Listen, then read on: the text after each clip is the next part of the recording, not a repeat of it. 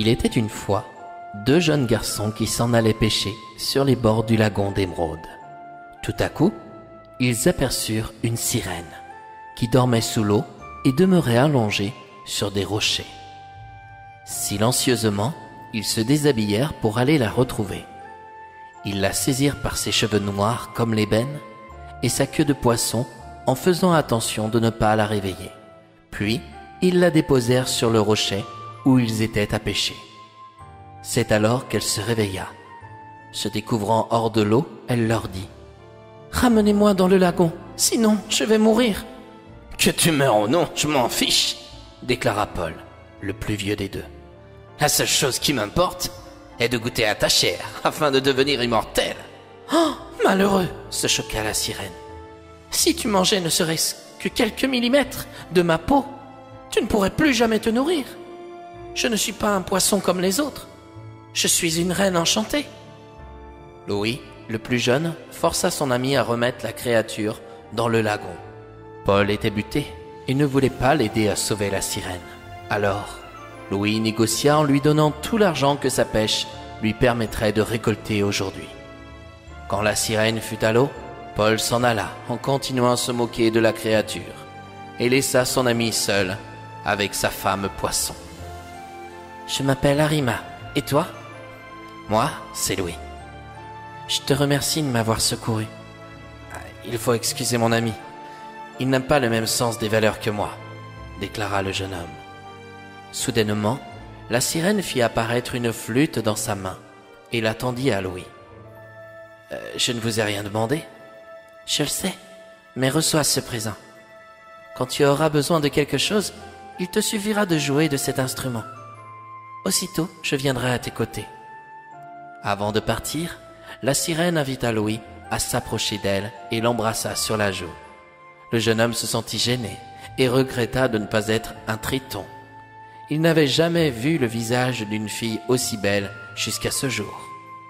En rentrant chez lui, il raconta son aventure à ses parents avec la sirène. Ceux-ci ne voulurent pas le croire, même quand il leur montra sa flûte. De nombreuses années passèrent et Louis souhaitait s'inscrire dans l'école de Sorgicland pour apprendre à user de magie sur les océans à bord d'un énorme bateau. Ses parents, qui étaient pauvres, ne pouvaient satisfaire sa demande. Du coup, le jeune homme fila sur le rocher où il avait vu la sirène quelques années plus tôt et joua de la flûte. Aussitôt, la créature arriva encore plus belle que la dernière fois. Cette fois, elle ne l'embrassa pas sur la joue, mais sur les lèvres. « Seriez-vous aussi amoureuse de moi que je le suis de vous ?» lâcha Louis. « Je crois bien, oui. Mais nos deux mondes demeurent différents. Que puis-je pour toi ?» Le cœur du jeune homme s'emballa lorsqu'il apprit que les sentiments qu'il éprouvait pour cette sirène étaient réciproques. Il lui avoua alors la cause de son appel. À la fin de son récit, la sirène tourna en rond dans l'eau et joua avec ses nageoires. Elle lança aux pieds du garçon une bourse remplie de pièces d'or. « Tiens, mon ami, te voici une bourse. J'aimerais tellement oser dire mon amour. »« Mais tu peux ?»« Non, je ne peux pas. Tu ne vis pas sous l'eau comme moi. Et les Britanniens sont très mal vus par mon peuple. En tout cas, ça ne change rien dans les sentiments que j'ai à ton égard, même si celui-ci ne les approuve pas. Moi, on ne me croit même pas quand je parle de toi. Justement, n'en dis pas trop. Cela vaut mieux. » Le jeune homme regarda ce qu'il y avait dans la bourse. À sa grande stupéfaction, il y découvrit de nombreuses pièces d'or. « Mais je ne peux pas accepter cette bourse, il y a beaucoup trop. »« Il y a plus que tu ne l'imagines, » s'amusa la sirène en lui souriant. « Dès que tu prendras une pièce d'or dans cette bourse, il en viendra une autre. Prends-la. Moi, je n'en ai nul intérêt. » Louis remercia la créature et se rendit chez ses parents. Il leur montra la bourse et ceux-ci furent stupéfaits. Heureux du don de la sirène, ils mirent leur enfant dans l'école de Sorgicland. Ayant une soif inépuisable d'apprendre, le jeune homme ne tarda pas à devenir un bon maître magicien. En quittant les bancs de l'école, il eut envie de voyager, et la bourse de pièces d'or, qu'il possédait toujours à portée de main, lui permit de découvrir la cité de Guérékia, les montagnes d'Aria, les villages de Camora, Mélona et Lavandière de l'Orienta. Et puis, en revenant à Havana, il pensa à Arima, sa sirène. Ça faisait longtemps qu'il ne l'avait pas vue. Alors, il retourna sur le rocher, l'appela en jouant de la flûte et lui donna de ses nouvelles. Arima fut bien contente de savoir que la bourse d'or lui profitait comme il le désirait. Quelques mois plus tard, Louis s'embarqua comme second sur un navire du port de Guirekia. Très vite, on découvrit ses compétences et le jeune homme ne tarda pas à prendre le commandement du bateau.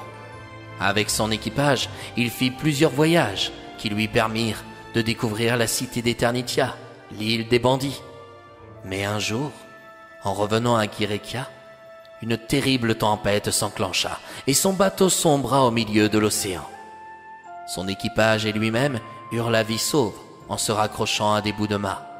Lorsque la tempête se calma, ces hommes aperçurent des ailerons de requins. « Ne bougez pas !» s'écria Louis. « Si vous faites des gestes brusques, ils vous tueront !» L'un de ces hommes sombra dans les profondeurs de l'océan. L'eau commença à rougir. Louis comprit. Soudain, il se souvint de sa flûte. Il en joua aussitôt, et très vite les requins partirent. Sa sirène arriva à sa hauteur, accompagnée de son peuple. « Ah, ma pauvre sirène, j'ai bien cru que je ne te reverrais plus jamais. »« N'aie pas peur, Louis, je suis là. J'ai perdu mon navire en pleine tempête. Par ma faute, l'un de mes hommes est mort et je n'ai pas pensé à utiliser la magie. » Arima plongea et ramena à la surface celui qui avait sombré quelques minutes plus tôt dans la bouche d'un requin. « Hubert? Comment est-ce possible? »« C'est un miracle, Louis. Mais je ne vais plus pouvoir remonter sur un bateau désormais, » s'enquit le jeune moussaillon. « Pourquoi donc ?»« Le requin s'est emparé de ses jambes, » affirma Arima. « Mais avec la magie de notre peuple, nous lui avons fait pousser une queue de poisson. »« Je suis un triton, Louis !» s'extasia Hubert. « Et ta famille, qu'en fais-tu ?»« Si les sirènes ne m'avaient pas sauvé, je ne serais plus là. » Un immense bateau se montra à l'horizon. Il était tiré par de nombreux tritons. Arima informa que ce navire allait remplacer celui qu'ils avaient tous perdu. « Vous n'aurez pas besoin de le manœuvrer. Ce navire est enchanté.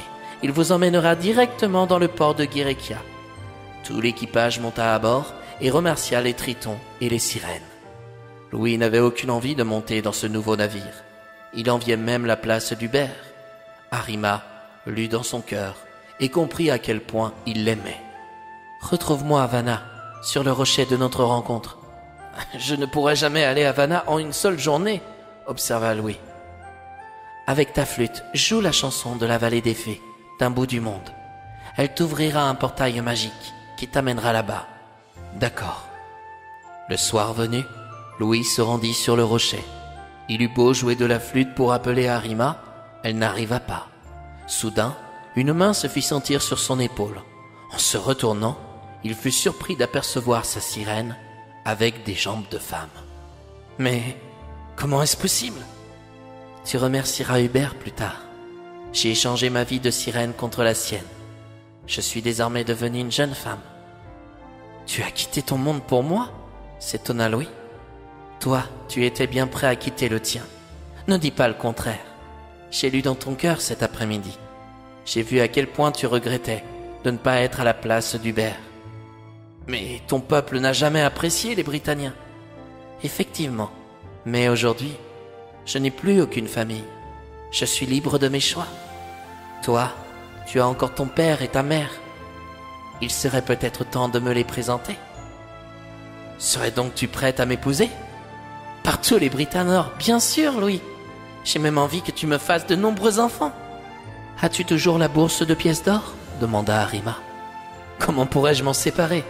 Elle me rappelle à chaque instant notre rencontre. Ne la montrons alors à personne et profitons-en au maximum. J'ai envie de vivre heureuse jusqu'à la fin de mes jours à tes côtés, mon amour. » Et c'est ainsi que cette histoire arrive à sa fin. Ensemble, ils vécurent heureux, eurent de beaux enfants et profitèrent de la plus belle des richesses existant dans leur contrée.